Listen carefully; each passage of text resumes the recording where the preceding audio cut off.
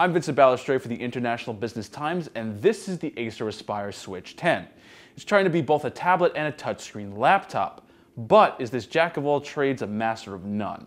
The silver and black motif of the Aspire Switch 10 is reminiscent of the last Acer tablet we tested, the Iconia W4. The bezel around the display is thick and also surrounded by the silver casing of the body. It looks a bit like an older laptop. Normally this would be silly on a tablet, but considering that the Aspire comes with a physical keyboard to transform into a miniature laptop, it gets a pass. Now there are two smart designs on the face of the Aspire: front-facing speakers, useful in both tablet and laptop modes, and a capacitive Windows button. Unfortunately, the execution is a bit off. Let's start with the Windows Home button, since I'm a big fan of those. Most time with this one though, I had to practically stab the button or hit it at a weird angle to get it to register. The speakers are equally disappointing. Sure, this isn't a premium tablet, so I'm not expecting surround sound, but they're just not loud enough to cut through anything but a quiet room.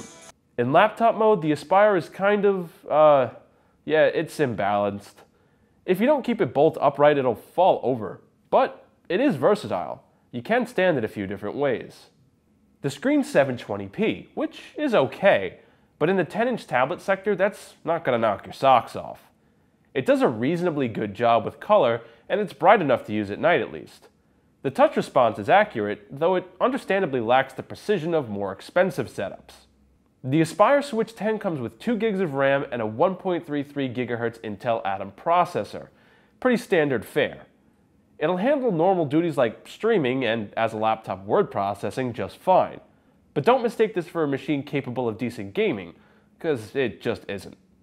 Treat it as it was designed, a compact student machine, and it makes a lot more sense.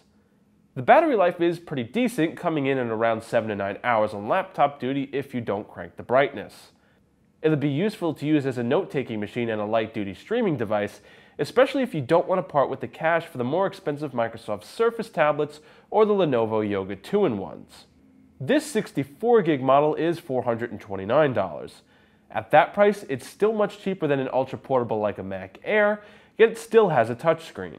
If you look at it like a laptop, the Aspire Switch 10 is cheap enough to be a note-taking machine and double as your streaming device. If you take it for what it is, the Aspire is still a good value.